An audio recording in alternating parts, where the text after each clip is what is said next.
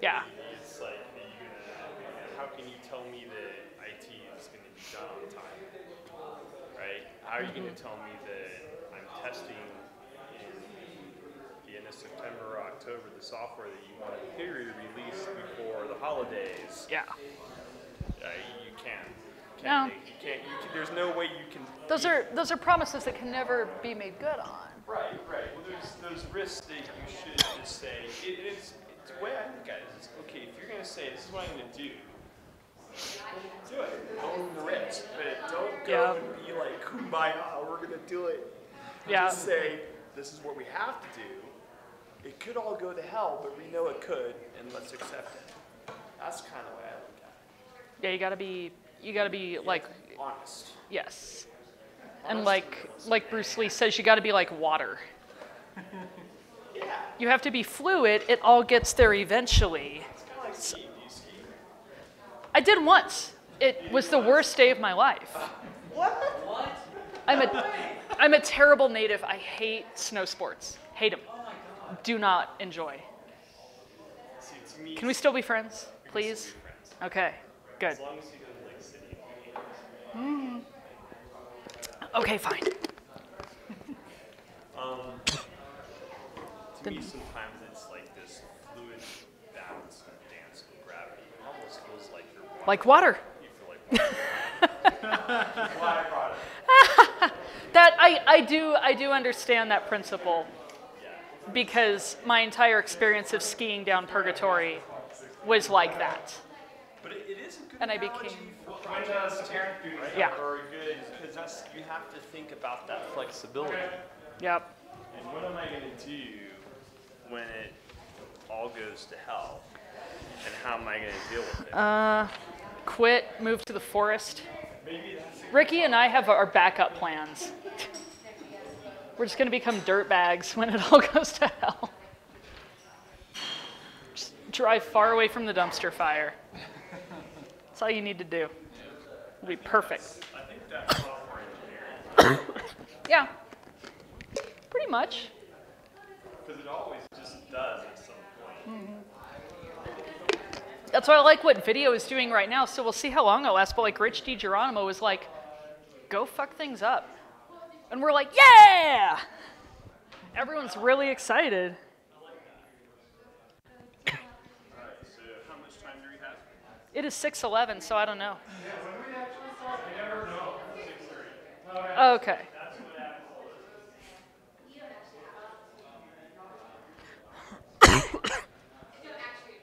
I was gonna say we have like a fraction of who said they'd come.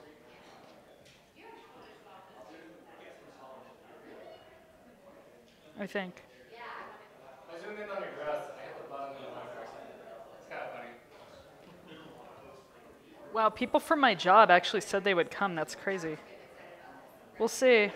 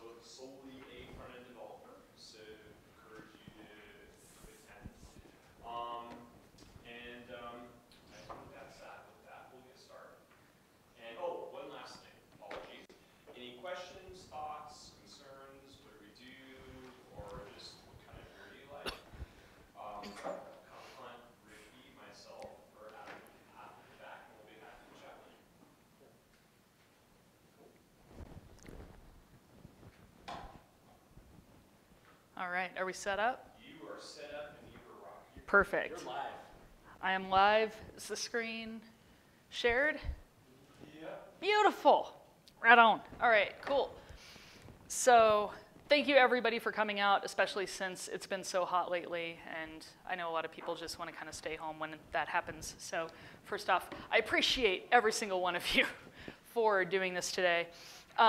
So I'm going to be talking about everyday leadership principles, and this is going to really focus just on the basic core tenets of leadership, especially outside of people management, and about how everyone here in this room can really become an influencer on your team, in your company, in your own life, with your peers, with your bosses. It's kind of all the way up and down and across the chain. So a little bit about me. My name is Morgan Whaley. I'm a senior UI prototype architect at Charter Communications in the Tech Center. I don't hold a college degree. I have a certificate. I have basically nothing.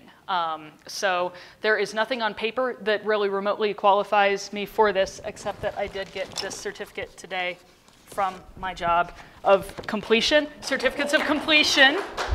Yay! Paper. What did you complete? I completed Certificate of Training and Professional Development for successful completion, I haven't even read this, of the Manager Leadership Development Program, Class XLV, July 10th through 11th, 2018, Denver, Colorado. Wow. This is the most qualifying piece of paper I have in my possession, other than my high school diploma, where my name is misspelled. I have been a software engineer and a web developer for about 8 years. Before that, I cut my teeth in old school graphic design for about 8 years. So if you remember the old days of things like Quark Express and Dreamweaver and Adobe PageMaker, I come from that background and still enjoy a good 300 DPI image every now and again. But now what I do is I sit embedded with the user experience team, and I help work with them on achieving technical feasibility. I do a lot of lean product training as well, as some of the teams are moving in that direction and that sort of thing. I am a Colorado native. I was born up in Longmont. I now live just in the Berkeley neighborhood with my husband and our 2 cats and our 2 dogs, and they're Shiba Inus, and I should have put their picture up because they're super cute, but I forgot. I really love to backpack, I love to run, I love to read. Do you have a question, or are you just like? I'd love if you would recheck your screen sharing because it went down. Earner! Okay, fine. Let's see, I'm gonna unplug for a second because Oh, when you plug it in, the ratio goes just insane, and you need a monocle. Man, technology is great. I know, right? Okay. All right. How we doing? Are we back? Yay! Perfect. Plug it in, I will not see it. All right. Plug it in, plug it in. All right. Yep, I lost There we go. Nice. Wait, you lost it? Really? All right. So, we in the room see it. I think that's all right. We'll go with that. Okay, cool. I did put the slide deck up on SlideShare, so I'll throw up a URL. People can watch and follow along, and it'll be great. All right, so then on just kind of the personal tidbits, because that's always a good time. Backpacking, running, reading, true crime podcasts, always and forever. That's a picture of me backpacking the Crestones last weekend. So that is pretty much kind of all you all need to know about me. There is not a whole lot more to add to this. The thing that I will say is that I have found in speaking to really speak to things that actually matter to me, and this is one of the things that matters very deeply to me. So just know that if you criticize, you're criticizing my soul. All right, so let's talk about what we're going to talk about. Who doesn't love a good sloth gif, first off? So I'm going to cover kind of 4 major areas. The first one is going to be what leadership is. And like I said, I am not a people manager. I was a people manager once. I'm going to share a story about that later. But I still consider myself a leader. I think everyone has the potential to be a leader. And so that's really kind of what this is about, is that everyday leadership component. So we'll kind of talk about that a little bit. Then I'm going to talk about my leadership path, how I kind of ascended into this mindset, this approach, this way of working, share some different stories about my experiences, and that sort of thing. And then I'm going to talk about mental models. Does anyone here know what mental models means? Sweet. Okay. Mental models is basically the way that your mind shapes opinions and how it works and how it does things. This is something that's been kind of new coming to my knowledge base, but it essentially is how we evaluate and think about things, and then how we organize information in our heads and build up our value system.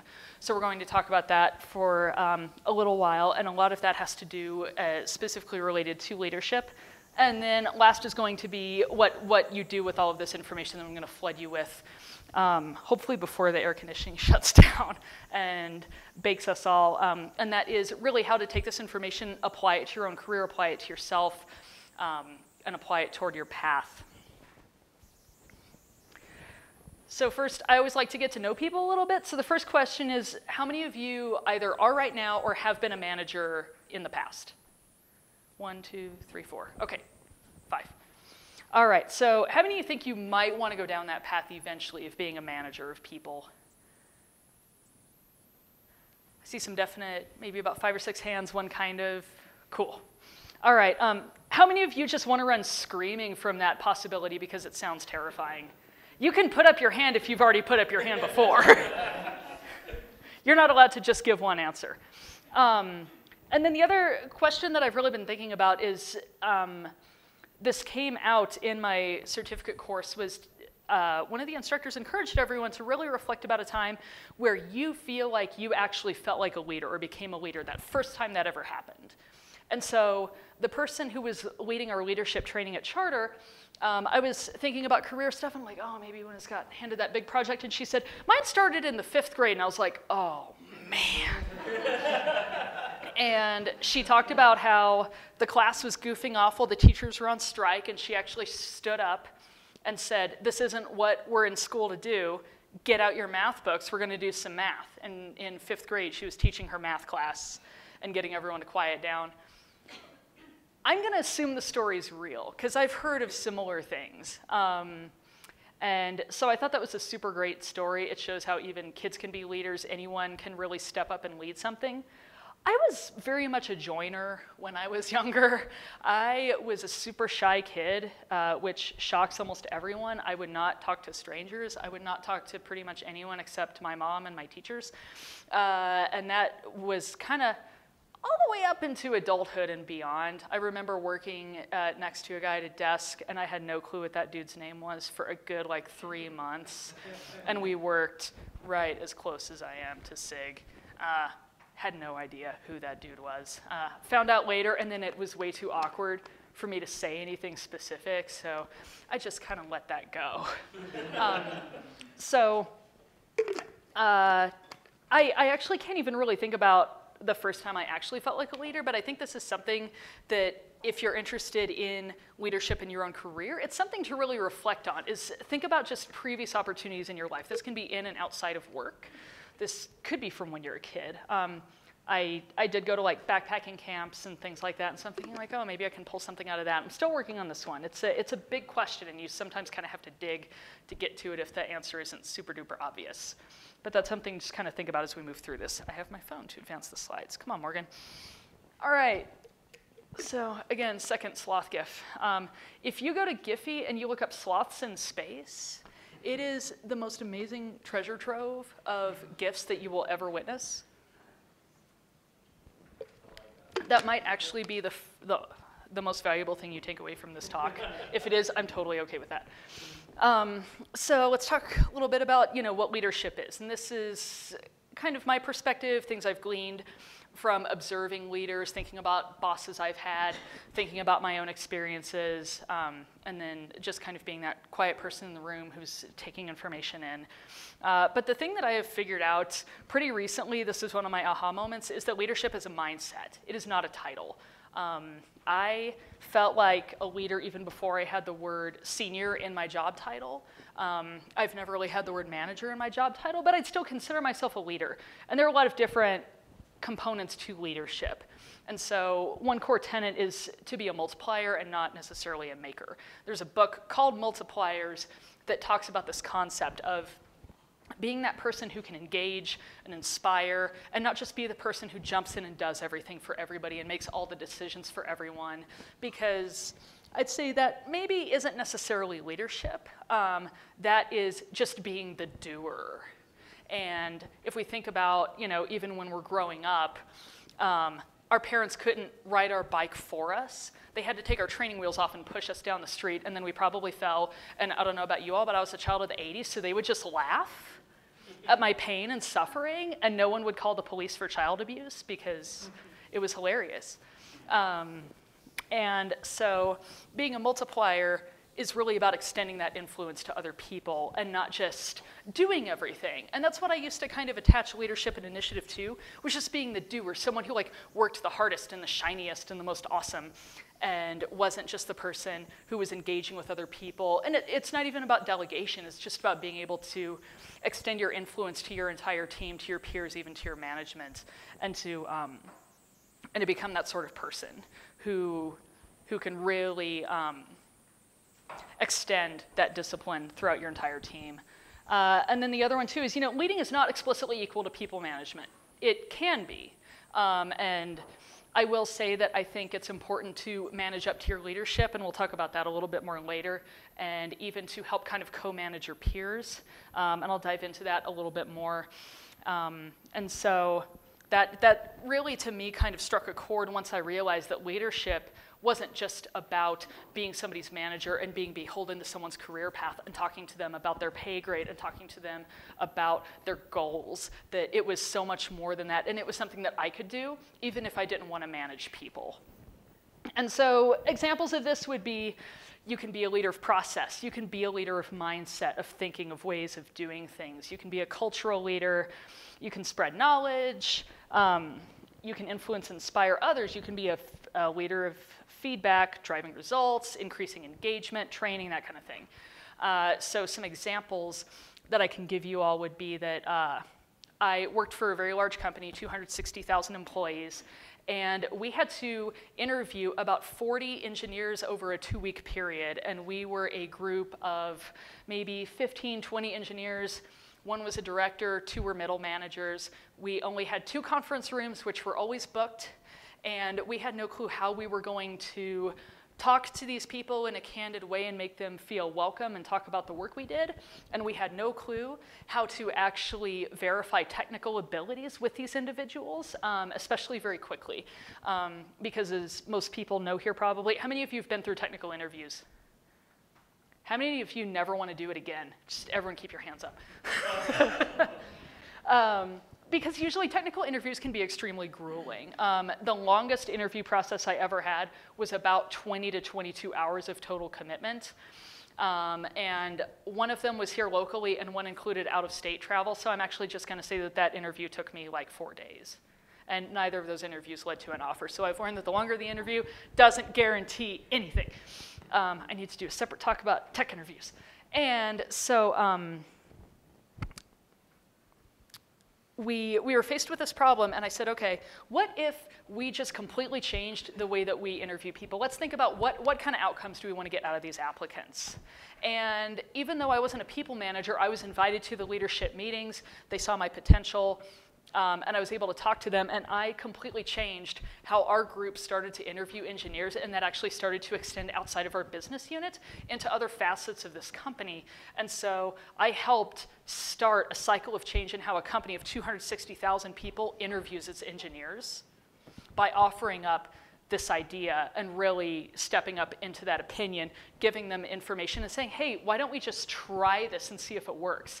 And it was the smoothest interview process, least chaotic 2 weeks we'd had in a while, and it went awesome. And we were able to hire about 25 just stellar engineers of all levels without everyone on the existing team feeling rushed or frantic or crazed or spread too thin. And they were still able to get all of their work done. It was awesome. So to lead into that, let's talk about my leadership journey with the best Nicolas Cage gift that's ever existed. So like I said, I used to be a manager. My first management job is when I was 26. I was in way over my head. I was sick of working in advertising, and I got a job at a printing company in Commerce City. And that was a terrible idea, because first off, I was commuting from Longmont to Commerce City, and it was the summertime and my car didn't have air conditioning. So that experience turned out poorly. I was only with that company for 6 months, and the company basically said, well, how would you manage things like conflicts between coworkers? And I said, oh, like take them to lunch and do all these things and proactive management speak. And then a person hit another person in my presence. And then a guy showed up and tried to stab another guy for sleeping with his wife. And then we found out one guy was homeless and living in the warehouse and would go home in the evening, sneak back into the warehouse, sleep there, then go to the truck stop, shower, and come to work. I let a guy go for sleeping on the job, and he started stalking me. I would go home every Friday and have anxiety attacks over what I had to walk into on Monday morning. So at that point, I decided, can I curse in this? Is that okay? Yeah. I decided fuck leadership. Like, just fuck it all day long. I lasted 6 months, and then I very happily went back to being an office admin and pre-press manager, and I almost cried when I got that other job offer. So let's fast forward several years. I'm not going to tell you how old I am. Old enough. And so I made a career pivot. I got out of print, moved into engineering, had to start all over again when I was about 28, 29 years old. I already had a mortgage, I had a spouse, I had financial obligations, and I was doing a scary, scary thing. And I was pretty happy to just work in a corner and learn and be that go-getter, junior, individual contributor, and then learn more, and then slowly ascend, and gear up, and all this stuff. And then about 2 years ago, I was laid off by a small consultancy, and part of the feedback was that they felt like I wasn't stepping up enough when I could have. At the time, I wasn't taking ownership of the work. I wasn't taking ownership of mentoring the junior engineer that I was working with. And so, the gift of 2020 hindsight shows me how I really could have done more and exhibited some leadership in that job, and instead I got laid off. So the beauty of that was that I've only ever worked since I was 18, and it's the first time I ever didn't have a job. And I just sold my house, so I took 2 months off and hiked and had a blast, and it was really good, and it was a learning experience. At the time it sucked. Right now I think maybe that was good. It was a nice kind of kick in the ass to show me all the different ways that I really could have done better and done more. So I took those learnings, went to another company, the 260,000 person company. And there, I was unhappy almost immediately. There was a whole lot of thrash coming out of a startup environment, going to this giant enterprise where I felt like maybe I was just an employee ID. And so I went out and found another job within 2 months. And within 2 months, I was trying to give my boss my notice. And he kept pushing and pushing on me like, why do you want to do this? You have great potential here. We could really turn you into something awesome. Why do you want to do this? And I was like, I feel like it's not the right environment. And so I gave my notice, and then I went home and I cried for 3 hours because something didn't feel right in that process. The next day, I went into work and I talked to my boss, and I was like, hey man, can we walk around the block? He said, sure. So we walk around the block and we're talking, and I was like, dude, I went home last night and I cried for 3 hours. And he looked at me and he's like, okay, what's going on? Which is one of the best things that I think anyone can ever ask anyone else. And I need to do it more, and I encourage everyone to do it more, just to ask people what's going on, especially if they've disclosed something. And I said, well, here's my goal. I want to be able to teach. I want to be able to work with teams to inspire them, to do all this different stuff. And I don't think I can do that here as a senior engineer. And maybe in 2 years or something, after this other company working in another startup, I can go and teach at like Turing Academy or General Assembly. And my boss looked at me, he's like, you can do that here and not take the dev bootcamp instructor pay cut. You know that, right? And I was like, no, tell me more. And so at that point, he started giving me leadership responsibilities, and he sent me to India, and he sent me to Washington, D.C., and he sent me to Dallas. to start talking to teams about agile transformation and all of these different principles that really actually meant something to me. And he gave me a fairly low overhead dev project that was a great springboard for a lot of junior engineers coming in the door. So I also got to be a mentor. And then I got included in the leadership meetings. And all of a sudden, even though I wasn't managing people, I was considered part of the core leadership team. And I think if I hadn't walked around the block with my boss and told him that I cried for 3 hours, I don't think it would have happened. I would have soldiered on to that other company who wound up laying off a ton of people in 3 months, and my self-defeating cycle just would have persisted. The other thing that I've done is I fought for my ideas. I now, as a senior prototype architect, I strongly believe in creating definition around products. And when I found out that my team was basically going to be restructuring and going embedded with engineering and developing new products, I said, hey, look, I think Lean is great, and I would really like to work with your teams on running workshops and doing trainings. So guess what I do? About 5 to 10 hours a week. I get to do that work. All I had to do was ask for it and say, hey, here's the value I can add. Let me do this. And they sent that along. And it didn't even take a tremendous amount of fighting. Sometimes it depends. And there's always the phrase, you got to pick your battles. But every time I feel like I've gone to my leadership with something that deeply matters to me, and I can tell them what the gains are, what results I've seen in the past, and what I can do to contribute to this situation, it's usually a pretty easy sell, especially since they already know they have someone in pocket who can do that for them. And then how many of you are familiar with The Moth? The storytelling, stories unscripted. So it's unscripted stories told live, sometimes by celebrities, common people. They do live shows in Denver. It's awesome. Look them up. It's a really fun event. And who here has heard of Elna Baker? Ooh, no one. Okay, she's an American humorist, and she grew up Mormon. And I bring that up because she did a talk at the Moth, and she talked about saying yes to things. And as a Mormon, she had to say no to a lot of stuff. Premarital sex, coffee, alcohol, lots of things. But she decided that she was going to say yes to as many things as she could possibly say yes to in order to live a really full life. And she got to be a zombie extra in movies in New York, and she got to go on a cruise ship with all of these executives from 7-Eleven convenience stores and all these awesome stories, because all she had to do was people would ask her a question and she'd go, yes. And that was it. And so I've learned to try to say yes to things more, and also just to not worry, because most likely an orphanage full of orphans with chronic diseases isn't going to burn down because I made a mistake. And so when I try to frame things like, what's the worst that could happen? Usually it's like, well, I have a crappy night, or maybe someone gets upset with me. But really outside of that, the consequences of the decisions I make are not so huge that I'm going to lose my company a client, or cause someone to get fired, or cause myself to get fired. And so when I try to take a step back and frame it like that, it's really easy to say yes to a lot more things. And that gives me an opportunity to try new things and step up as much as possible. Again, always forgetting I got it on the phone. So what that did is it created a ton of results for me inside of the leadership space. So again, I influenced how this big company interviewed its engineers. I got to travel a ton. I went to India twice last year on the company dollar. I went to Washington, D.C. and got to work with a drones as a service company, which was really freaking cool. And I got to learn a lot about the drone industry, among other things. I've gotten to go to Texas and eat great barbecue and talk to people about agile transformation, and that sort of thing. And then the most recent event was this leadership workshop that I got my nifty certificate from, which I assumed when I got the emails and was invited to go that it was mandatory training for anyone with a manager or senior manager title and above, which me as a senior principal level engineer, I'm technically the engineering equivalent of one of those titles. And I thought, all right, we'll just go to this thing. It's a break from work for 2 days, and I really have no clue what this is, but it'll be something different.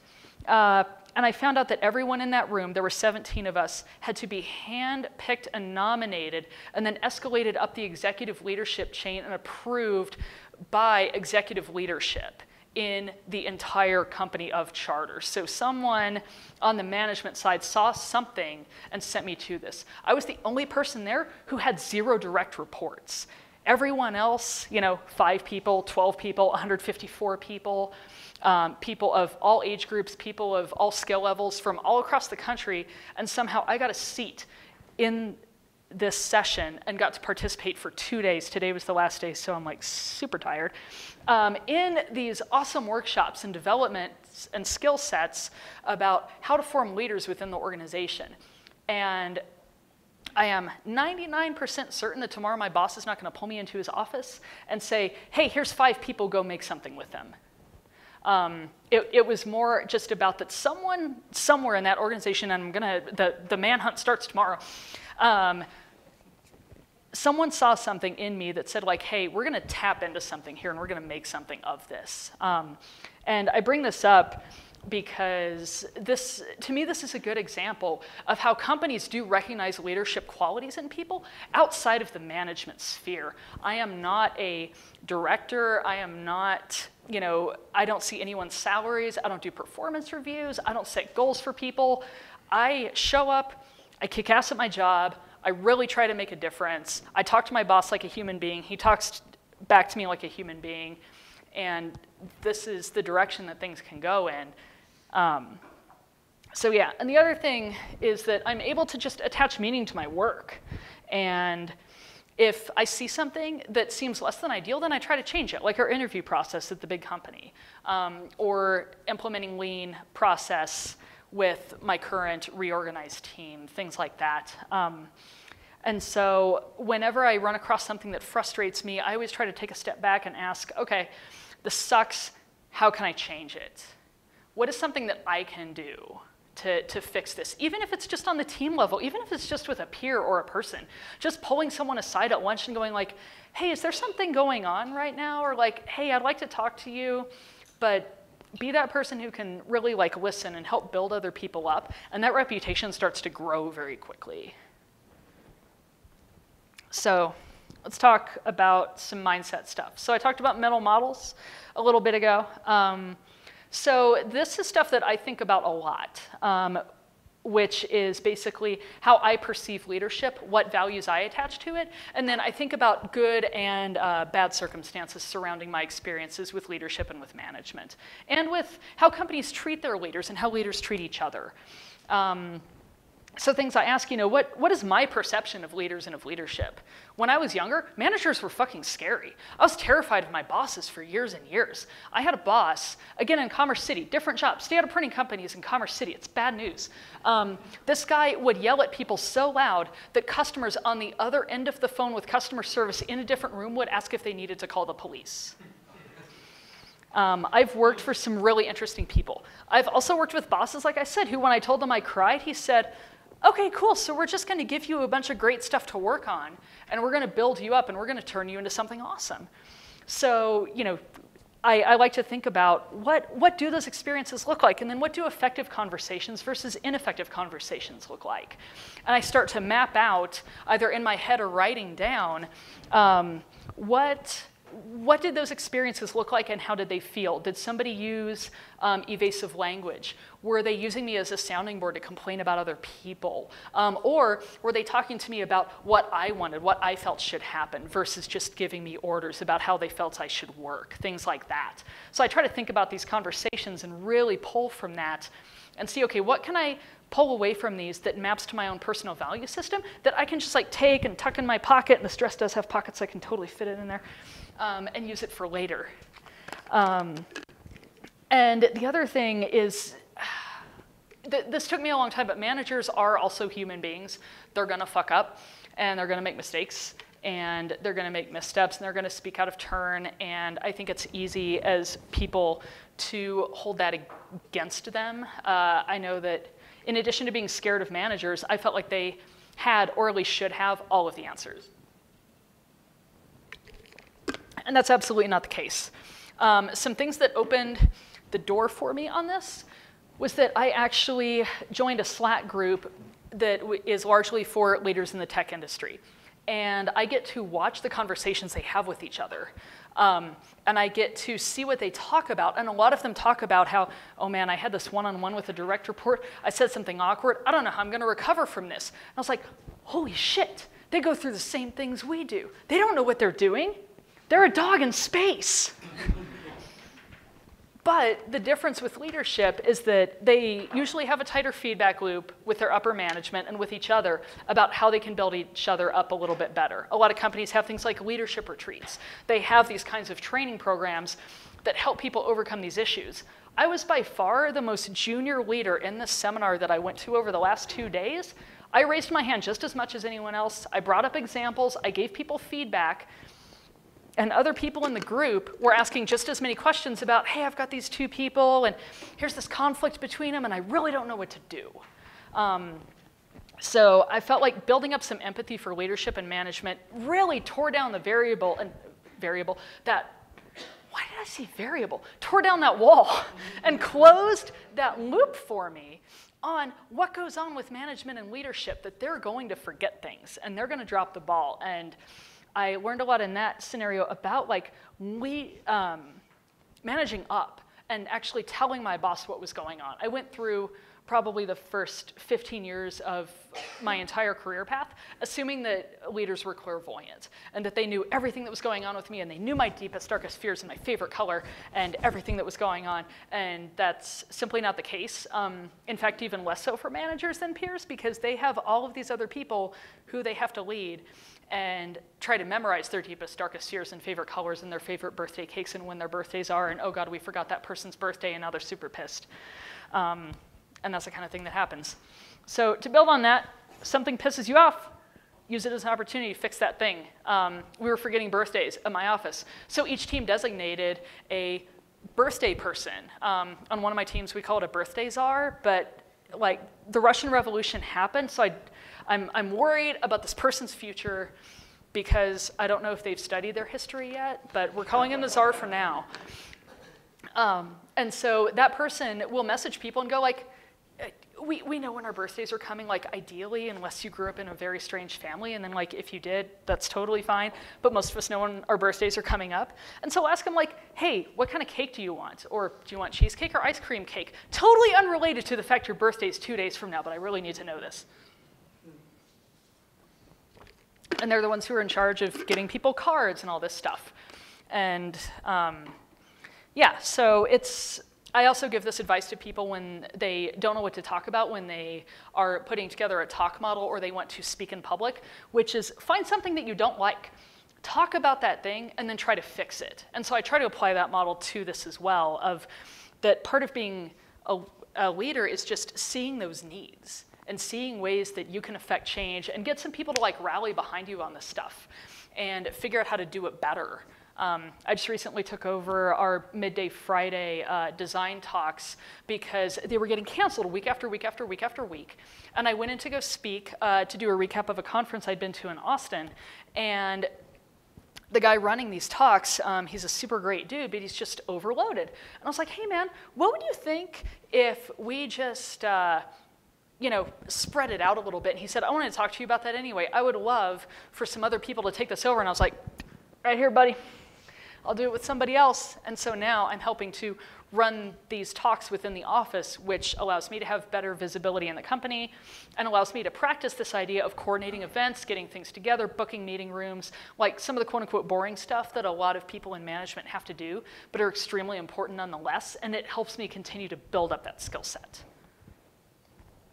So to continue on with leadership mindset, I'm going to talk about pitfalls a little bit. This is the only cat gif that made its way into the presentation, actually. But again, talking about being a multiplier, not a maker. Don't be someone who sits on somebody's hands while they're typing because you think you can type better than they can, because maybe you use spaces versus tabs, and that means you're a monster. So common pitfalls that can come with leadership. One is binary thinking. And I think this is just a pitfall of being human. And I think it's especially a pitfall of being a technologist, is that we tend to think of things in terms of zeros and ones a lot of the time. An idea is right or it's wrong. Or you're doing something great or you're doing something poorly. Life is not actually a Boolean. Life is a spectrum of different things. And there's always a sweet spot and a gray area with everything. And how this kind of ties back to leadership easily is you could think about, well, if you disagree with how somebody is doing something, there's a drive to want to go like, oh, well, I don't really like the way this person wrote this service layer, so I'm going to go and rewrite it because it'll make more sense to me later. I think There are scenarios where this is applicable for performance issues or extendability, but if you simply don't like the way they wrote the code, leave it the fuck alone. Whoa, I stepped on a marker. Those types of things. Also, someone is either annoying or they're awesome. Binary thinking can become extremely difficult to manage, mostly because there generally is not just one right way of doing something, or that your way is the only way that it should be done. And so this is something to really kind of think about moving forward, is like, okay, how do you give people space to still continue to express themselves on your team, within your group? How do you give yourself space to express yourself? I know sometimes I get completely frozen by the idea that maybe I'm not writing a component as perfectly abstract as I would like it to be. You know what? Fuck it, I'm gonna write it. And if I need to improve it later, I'm gonna improve it later. So the other one, this was a really good takeaway from the leadership panel I went to yesterday, was this concept of own your own morale. Self-ownership is something that I am a big fan of. It's very difficult sometimes. In fact, sometimes it super duper sucks, because usually what that means is if I have a problem, I need to be the one who takes ownership of that and looks to try to solve it versus blaming someone else, which sometimes seems easier, but it totally isn't. Because at the end of the day, we can't control everyone else, and we can't always control situations, but we can control how we choose to react to situations. And so again, I think, to build on kind of the next bullet point, being someone who takes that ownership of your attitude, and also doesn't necessarily expect people to build you up or tear you down. Like, if someone's having a crappy day, just let them have a crappy day. But don't turn that into a situation where someone you think is toxic to the team just because, like, they're having a rough week. Again, it goes back to, go walk around with them for a minute, just ask them what's going on. I have worked with people who have spanned the gamut of dealing with spouses who have cancer, to babies that were born prematurely, to having bipolar disorder. You don't know what's going on with people. And so with that, really try to practice that empathy. Think about how you can help other people through challenges and difficult times, because sometimes the manager isn't always available to do that. And to me, teamwork is all about everyone being able to go in and support each other, and being able to kind of step up and be that middle layer can be really, really crucial, especially because I know that I'm not always super comfortable disclosing everything to leadership, but I'll go walk around the block with someone and talk their ear off about a problem I'm having because I want a sounding board. Maybe before I go to my boss about it. Maybe I never go to my boss at all. I don't know. But just being that person who can really kind of be there for someone, understand what's going on, and then also just not kind of play into the drama and the negative groupthink. Companies change. Teams restructure, these kinds of things happen, people get frustrated, and it's really easy, I think, to just become one of those people who, there's that one person on a lot of teams that's always like, oh my God, the traffic sucked today, I hate my car, my boss isn't listening to me, and you're like, yeah, man, this sucks, we should just go to the bar. I know it's 2 o'clock, but let's get out of here. As opposed to being that person who's like, okay, I'm really sorry to hear that. What do you want to do about this? There's a big difference. And two, I think that can help make people want to be better. I like to surround myself in my life with people who help drive me forward and test my limits, because it gets exhausting testing your own. But really, a lot of the effective managers I know, they're very aligned with growth and with pushing outside of their comfort zones, and I want to do that, and I want to bring that to other people. And it's not just like, hey, I want you to do this really hard thing all the time because I want to see you squirm, and I want to. It's more like, I want you to succeed in something that you didn't think you could do. I am constantly trying to set goals that I'm pretty sure I'm not going to achieve, but then if I can get pretty darn close, that's actually above and beyond what I realistically thought I could do with something. I'm trying to think of a good example. I can't think of anything right now. But I think the abstract kind of works in the moment. So, all right, cool. This is great. Now, what do I do with all this information? The first thing I'd say is, try to find communities for this. Try to find mentors. Try to find peers who are interested. Sponsors, if you're familiar with that idea, which is the idea of a sponsor is usually someone inside of your organization who is a title tier above you, but it's not your boss. Someone maybe in an adjacent business unit, in a separate department, but someone who sees what you do every day. So for example, I work embedded with a specific platform on the services side with the designers, and there is a fairly new manager on that team who I plan to go and talk to her about sponsorship, because she actually sees what I do every day more than my boss does. This woman sits on the same floor as me, she interacts with the team a lot more, and she is that person who can kind of be my cheerleader and go to leadership and say like, hey, I think this person is doing a really great job and here's how. Or I can go to her and say, hey, listen, I don't want to go talk to my manager about this, but I'd really like to know, what am I doing with these things? What's your perception? And maybe she can disclose that information. And I would really like to be that for other people. It's a little bit like a mentor-mentee relationship, but usually with a sponsorship, there's a cycle of mutual back scratching that goes on, because being a sponsor on a corporate level, you are a little more personally and professionally invested in that person's success, because them being successful means that you've been a successful sponsor, and that adds to your leadership flame that you can just grow and grow and grow through doing things like this.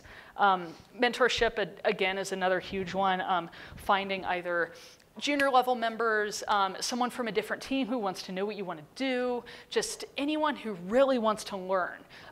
Take your competency level in certain things and try to apply them back to someone who's just at that learning point, because that's when you have someone who basically is at a low performer level, and you can help elevate that person just by giving them your wealth of knowledge and giving them your experience. Shut up, phone, I know you're dying. That sort of thing. And then to go in with the learning, like really leverage that. I really love to go to conferences. I love to read books about all kinds of stuff. And even if the book doesn't seem immediately applicable, like it's not just books like The Power of Habit or Thinking Fast and Slow. Like I'm reading a book right now about the last Tsar and Tsarina of Russia, which is ironic since we have a birthday czar. But it's an awesome book. And I think about like, okay, how did European leadership and its downfall during World War I, like, what can I take away from that and apply to my own career path? And it doesn't all just end with chemical warfare, I promise. So, try to leverage that learning and bring it to other people. I think part of the reason that I wound up in these leadership seminars with my office is I went to a conference and I gave a recap, which was a more condensed version of this talk with a lot less takeaways. So you get the bonus version. And then I think I talked about this with mental models, but really figure out like what your value system is. And I think this works really well for everyone, just in general, speaking about your job. My last job, I was going through a great deal of personal growth, which created a lot of unsureness and a lot of thrash. And I started to talk to a career coach and a little bit of a life coach too, and it was a therapist. And she said, figure out what your value system is. Figure out what matters to you. She's like, I've been married for 10 years, so like I've been out of the dating game a really long time. She was like, but think about like writing a personal ad. And think about like what kind of person you'd want to meet. Or think about writing a job description, what kind of person you'd want to hire. Do that for a job. Write down the things that you want out of it, or write down the things you want in your own career, and just get that all down on paper, and then look for something that matches that. And this is advice that I now give to a lot of engineers and professionals who are struggling with trying to find the right fit professionally or personally in a situation, is just look for that value matching system. And then see how you can turn those into actionable initiatives for your team. Again, it's all about, it's easier to sell something if you actually believe in it. This isn't about, oh, I read this book and I think it's kind of interesting, like, yeah, I guess radical candor's fine, we should try it. No one's gonna do that. If someone came to me like that, I would just laugh and be like, okay, cool, so you read a book, you think you think this is the only way to do stuff, so like, we'll see about it. Whereas if someone came over and they're like, oh my God, I read this book, it's called Radical Candor, it's all about caring personally and giving good feedback, and sometimes that feedback is hard to hear, but it's honest. And I'm like, whoa, I need to read this book. That's the kind of thing that can draw people in and help incite that change. And this can happen at all different levels. It's just all about actually caring about the thing that you're trying to sell.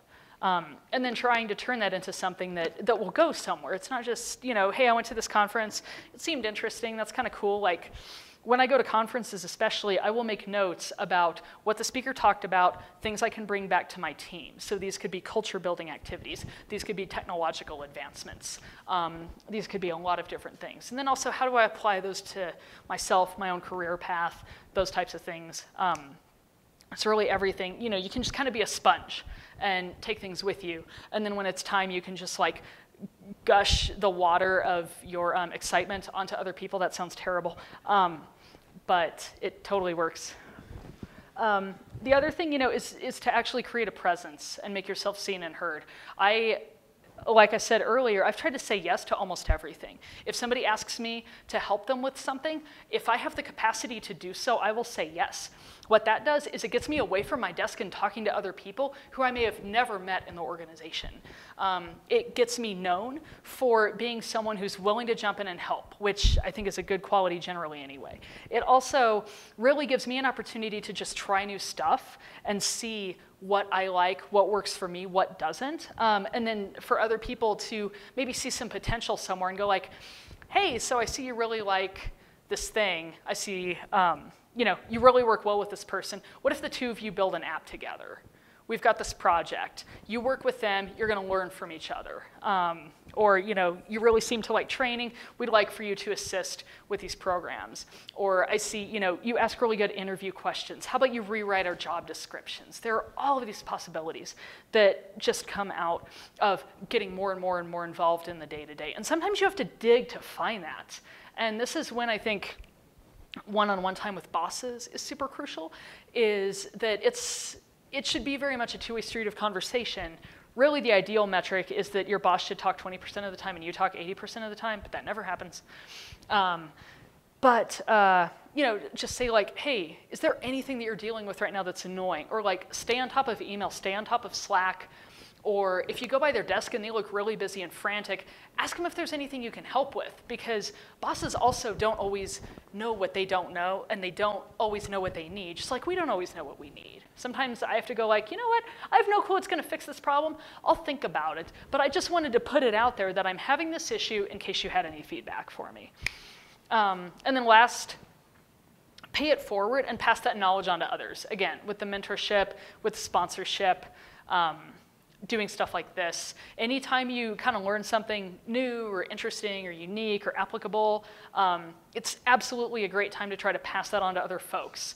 Be that multiplier. Be that person who says, hey, I am building this giant new feature set. Can I get the whole team together? I'll buy us Santiago's breakfast burritos and we're going to do a code review. And I want to bring the designers in because I want them to see what goes into coding these applications. There are all of these different opportunities to really draw people in and pass that knowledge around that doesn't even require a tremendous amount of overhead. You don't need to sit with someone who has no context for what you do and pair program with them for 6 hours and talk nonstop and leave the entire day just completely hosed. Just to invite some different people to meetings, talk to them about what you do, get them interested. These types of things can sometimes be, pretty low overhead. Just always extend the invitation. Put it out there that you really want to be involved with people and you want to, whether it's a manager or another member of a team or somebody else, that you really want to kind of occupy your own career and you want them to see what you do. And I think that's it. That is it.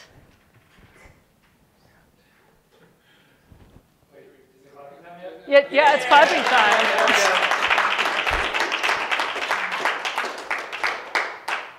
There's all my various social media things you can find me on, like every Slack, all the places. So cool. If you want, do we want to do some Q&A time? Yeah. Cool. Yeah, let's do some Q&A time. The AC is still on, I think. Yeah, sounds like it. Yeah. Did it? All right. Yeah. Nice. Yeah, it could be that. All right, so does anyone have any questions? I can stay for a while. Ricky. What are common pitfalls that you see people attempting to adopt a leadership mindset fall into? I think one of them is definitely the doing over inspiring. I think that's most common, especially of engineers, where when I've been guilty of this, and I've seen other people do it too, where they go, okay, I'm going to lead this project, so that means that they're going to actually do everything. And that means they're going to take care of all the core stuff and not actually involve anyone. We're having a similar problem on a project I'm working on right now where someone's kind of working in a silo and doing all of the heavy lifting, and not really passing on that information to those of us who need to build on top of it. And that can be really challenging in a lot of ways. And so that's a big one, is falling into that pitfall of seeing being a leader as being just the one who does it all, versus that person who talks to others, inspires others, maybe helps make decisions, and then also the person who doesn't invite people into the conversation. So I've seen people who want to, lead a project or lead a team, and so they just make all the decisions in a vacuum, and then they lob those decisions over the fence to the people doing the thing, and it's like, okay, so here's the scope of the project, and here's how we're going to build it, something like that, versus involving everyone in a collaborative process and gathering feedback from everybody. And I think this is also a pitfall of new managers. The other one is I think some people just see it as an opportunity to, from the other side, they take the servant out of servant leadership, and they'll use it as a way to kind of try to boss people around, and try to show leadership like, hey, look, I'm managing because I'm pushing these people and I'm trying to get them to do stuff. I've worked on projects in the past where someone was on the, what's it called? On the conveyor belt to the next job title up, and it would have been a director level promotion. And so he was essentially given a team to do a project, and it was the biggest death march we ever experienced, and he actually got laid off because of his gross mishandling of the group and the lack of morale and the amount of people who threatened to quit over that project and over the way that he handled things. So I think those are some of the more common pitfalls I've seen. Some of the more unique ones would be people literally stop coming to work. They just go all right, it's cool, so I'm going to go deal with things because I'm too important to come and be at my desk and deal with you all. So they become hyper-delegators. So it's funny, again, it's this binary approach. If I see a ton of people who go very hands-on and they want to control everything because they see leadership as being the doer, and then there's also the other side of it where it's they figure, okay, well, my job is just to make sure people are doing what they need to do, but I don't need to do anything myself. So I'm going to work from home and not actually do anything, and just ask people to check in and give me their statuses and make no other contributions. So yeah. Abel. In that scenario that you mentioned where there was someone who was on the career path, I think, to being a director and ended up being fired for managing his team. What would you say someone in the position of the individual contributor in that team that was under him could do to adopt this kind of leadership mindset with the difficulty that they were facing with that scenario?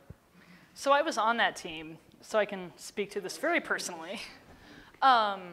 So I think one thing that would have helped was, again, to not treat managers like they're clairvoyant, and to actually escalate the reality of what was happening on up the chain. We were a distributed engineering company, so it was really easy to essentially be siloed and working in the dark by yourself with your team on your project. I remember, I think I hit 40 hours at 4 a.m. Wednesday night / Thursday morning at one point on that project, and no one knew about it. And a lot of us were in that space, and then scope was increasing and things got weird. And thinking back on it, I was not nearly as wise as I am now, and I still think I'm an idiot. I handled it really poorly. I actually just unleashed on the project manager in Slack one day, paragraphs and paragraphs and paragraphs of how poorly it was going. And then people realized what was going on. So thinking about it now, I think giving feedback, honest, open feedback, early and often, is a good way to combat that.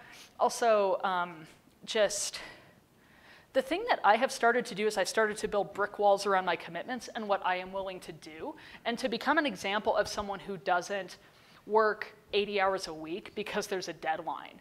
I disappoint people on a very regular basis now. I am never afraid to go, you're not going to get this thing like I said you would.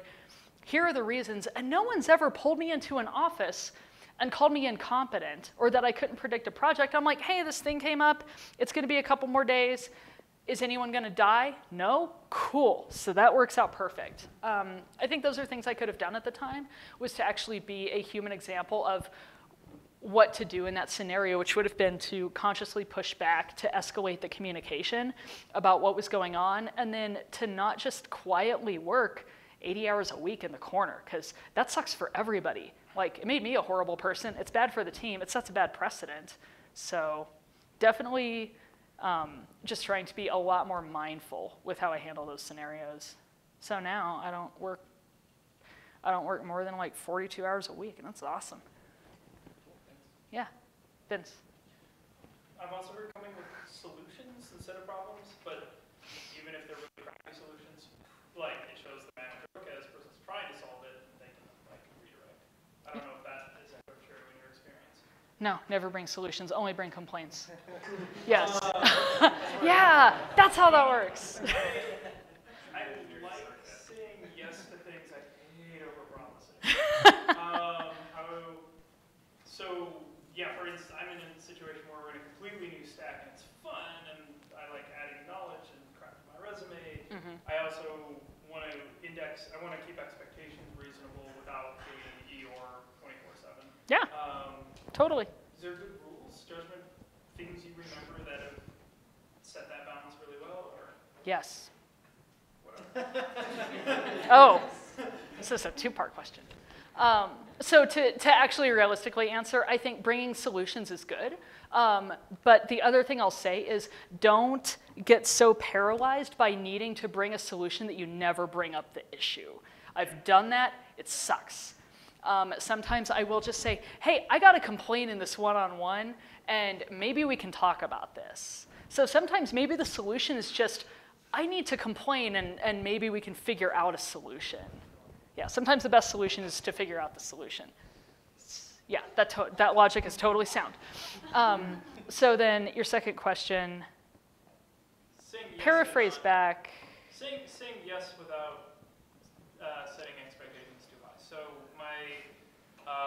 had a coworker at my last job that had previous coworker that would say things like, anything's possible with enough time and money. So like being willing to be like, I will take that on and I'll jump on it, but still, especially if you're talking to someone who doesn't know the domain very well, being able to say, I'm ready to take it on, but I don't know, like how does that work? I don't know how to set your expectations correctly. But without coming across the Eeyore, don't make me touch that. So Oh, okay. Yeah, totally.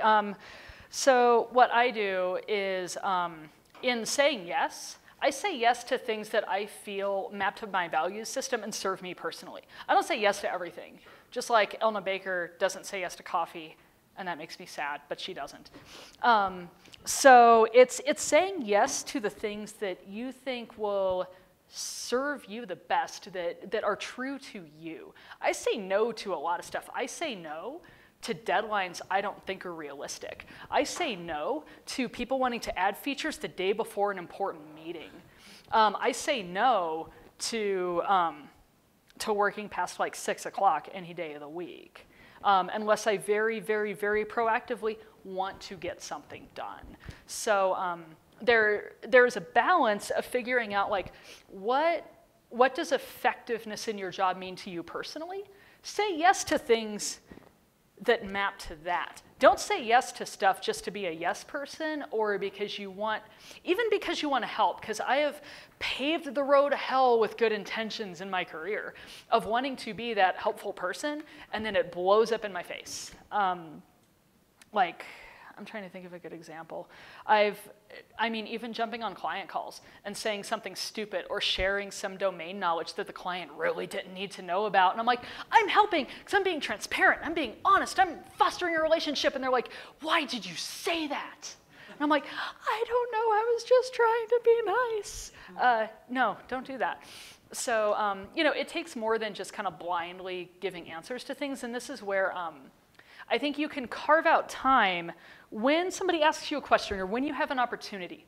I am now at the point where I do not answer like yes, no, or engagement questions right away. I stop and I think about it. Even if I just have to go, I gotta go to the bathroom, give me a second. And even if I don't have to go pee, I'll go in the bathroom and I'll just stand there and I'll think about it. And I'll be like, what do I wanna do with this thing? What direction could I take it in? And again, what's the worst case scenario? I mean, if the worst case scenario is that you end up miserable because you made a decision that you shouldn't have made, don't do the thing. Does that help? I think so, yeah. Good. It sounds like one of the answers could be, I agree to try, but to phrase, I'm attempting, like I can't give you like a solid estimate on how it's all gonna look. Definitely that, and the other thing I would say to build on that, because you're absolutely correct, is pad in a conversation around what can change if it's not going well. Being fluid and being able to adapt to change. And this is something else that I think is very important is, to know that like most decisions that we make are never completely set in stone. Like I said, unless you get somebody fired or get yourself fired or hire someone who is terrifically horrible or give feedback on someone in an interview process and it turns out that you really just kind of wanted that person on the team, but maybe they're not a great hire. But most stuff is not like getting pregnant, it's reversible. And so always remember that like there is usually a point of return on things and that you can back out of stuff. And I try to frame conversations with a lot of this, even before I commit to a solid yes, is I'll be like, I would like to try this. And frame it from that perspective of like, I'm gonna give this a shot. And what that does is it gives anyone who really doesn't feel like it's a great idea an out for later. Always cover your ass. That's what I should have said. Yes?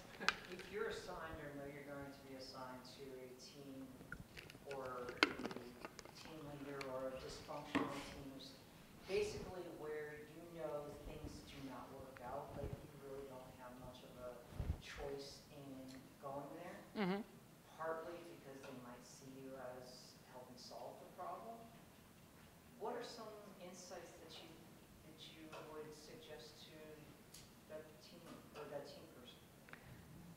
So I'm going to paraphrase back to make sure I understand the question. How to handle if you're being asked to go into a dysfunctional team because you might be able to solve that problem? Yeah, there's two pieces to that. The big part is if you're going into a team or a leader that has demonstrated dysfunction or Okay.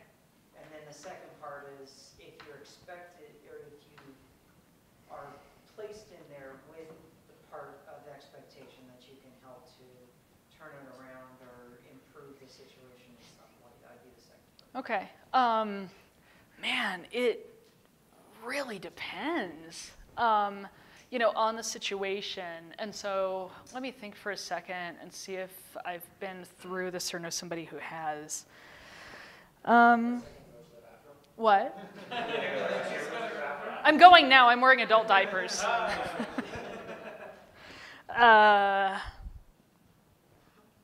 So, yeah, that's an interesting one. My first job as a manager, I was brought in to work with a super toxic team, but that was a terrible situation that I recommended not one. And the amount of fixing that had to go on was basically like you needed a PhD in psychology to fix that team. So thinking about kind of previous scenarios, I have worked with difficult bosses in the past where I was kind of like given to that person as like, hey, Morgan gets along with everyone, have her work under this person who's kind of an asshole. And when those situations occur, just kind of thinking about, drawing from my own experience and also thinking about it abstractly, I think, this kind of traces back to owning your own morale. That we can talk all day about kind of the triumph of the human spirit and being a living example of positivity and blah, blah, blah, blah, blah. But some people, if there's team dysfunction, if there's toxicity, if there's poor leadership, like one person may not be able to save that realistically. And so in those situations, I think you get to make a choice. You get to choose whether or not you want to actually be in that situation. And you also have to, I think, build up some, you have to shore up your self-preservation skills a little bit and understand that you can't own other people's problems and you can't own team dysfunction. The only thing that we can really do is look at how we contribute to those situations. Yeah, I don't know. That's a funny one. Yeah. I would say that in that situation, if you are in an organization that you trust and respect you, it should be an ask that is an ask of whether you want to join that team. It's not a demand. And when an ask comes across, it should be a internal discussion with yourself, as you're probably having about whether A, you're willing to make that investment, and B, whether you believe you are able to help the situation. If either of those are false, just bring that up in conversation early on and stop it right there. Because there's no point in I guess, playing the game of that management has where putting good people onto a bad team is going to solve the problem. Like, everybody has to be committed to the same mission of improving it. Otherwise, it's going to fall apart anyways. So instead of waiting 4 months to burn out and quit, which I've done, and it's really shitty. Yep. Just stop it early on. Just be like, this is not the role that I see myself fitting. It is not a problem I see myself being able to improve. You just kind of lay it out on the table. And if they can't respect that, that's a bit of a flag for me. But yes. So that's my comment. Back to you, Morgan. That's good. No, that's perfect. Yeah, I have nothing to add to that, really. Does anyone? Yeah. Well, thanks for taking time out of your day to come in and share your journey and principles on leadership. Totally. My question is probably a little less on the technical side. It's really more on the psychological side. Sure. So obviously, we've all had ups and downs. It sounds like early on, especially, you've had a lot more downs probably than ups. So through those downs, what are at the micro level, the daily level, the ability to climb out of that and persevere? What was it that, maybe some lessons you learned from there, or through kind of talking to others, some of the principles that you developed to be able to come through? Whiskey. It's one of them. So realistically, man, it's interesting. That's a really great question. Because yeah, my crew's been a mixed bag of like awesome highs and crushing lows. And so the situation I'm thinking about is when I was in India last, I was there for 4 weeks. And I felt extremely isolated, and I basically existed inside of the hotel and inside of a car that was being driven to the office with me in it, and then inside of the office. That was it.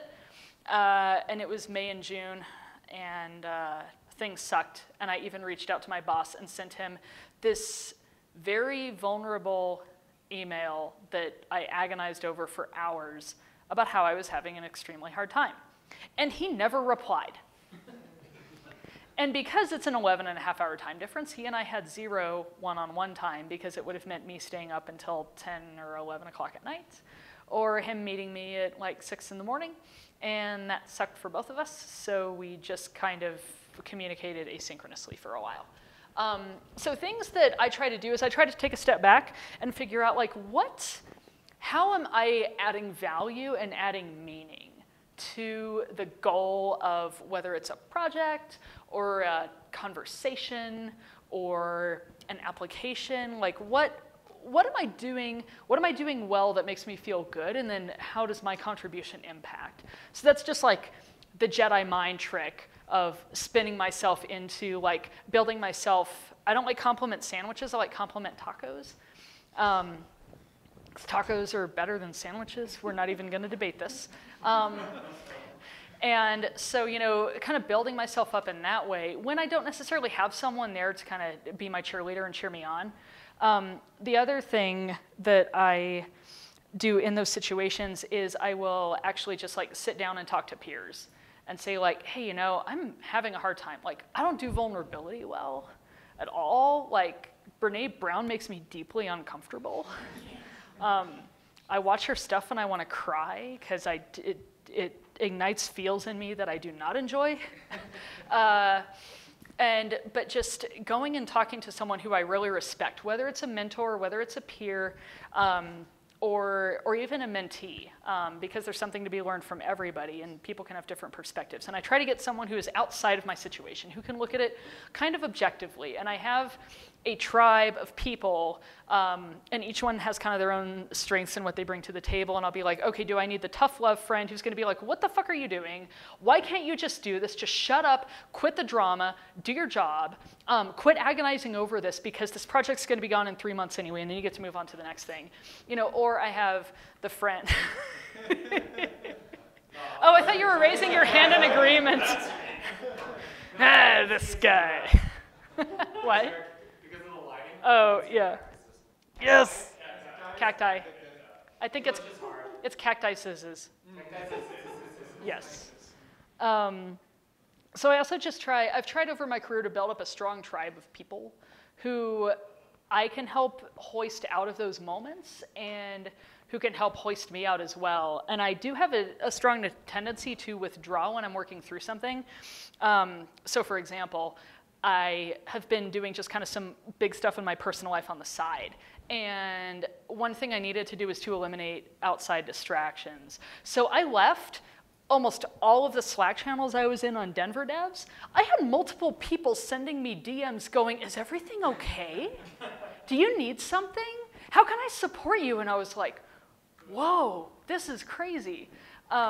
So it was great because now, number one, I have new tribe members. And number two, I've been able to kind of accomplish this goal of reducing exterior noise and pull into myself a little bit and really kind of reflect on what I need to do in the situation. Again, thinking about how do I contribute to a situation, whether it's in a positive or a negative way. Like, I feel like people need to be able to own when you're fucking something up. If you always have like difficult conversations with someone, think about what you're doing to add to that tension. I know if I go into a conversation guarded, that conversation's gonna suck. And so I try not to make those choices early on. And so those are some things I do is to kind of build up the external kind of defense lines and get those people that I really trust, who I can really talk to. And they may offer leadership advice, or it might just be life advice, or they might just be like, come on, let's go get some tequila, and I'm gonna help you forget all your troubles. Because sometimes we need all those. And then, just also taking those moments of like intense self-reflection and trying to reduce a lot of what's going on around me and truly take stock of situations. And then try to at least move forward. Or, actually I'm thinking of another solution, just like let stuff sit for a little bit. Too, it's like if I'm moving through something where I'm starting a new job and feeling imposter syndrome all over again, or I have a difficult coworker and I'm trying to figure out how to be more compassionate toward that individual, I will try to just maybe do some writing on that subject, get some of the feels out, or talk to somebody about it, and then I'll just kind of let it sit for a little bit. Not every damn thing we do needs to be a SMART goal, thank God. So sometimes I will just let that go. And I had something shift in the last couple weeks where like I couldn't sleep for 3 days and it super duper sucked. And then all of a sudden one night it popped like a balloon and I was able to go back into the office and deal with this thing that had been like plaguing me forever. And all I needed to do is kind of acknowledge that it existed and then just let that sort of soak in a little bit. It was helpful, good answers. Awesome. Yeah. Anyone else? I just want to echo vulnerability. I can talk about really low lows. Vulnerability is like all there is sometimes. And like even if, yeah, it's similar to, so in I don't know if you code, but with like the technical realm, we have the concept of a rubber ducky, like just talking through a problem, you know how to fix it, applies almost more in psychology sometimes. Mm-hmm. That's why therapy is awesome. All right, cool. Well, I think that's good. We're at almost 8 o'clock, so we'll let people go home, hopefully before the ball game lets out. Fight a little bit less traffic. Start at 6:30, so you're good. Awesome. All All right, let's keep talking. Thank you all so much again. We're winning now. What? On the second, we are 6-1. Yeah. Woo! Whoa, 6-1. If you want cheap tickets, they're probably 45 and first. Dang. Good stuff.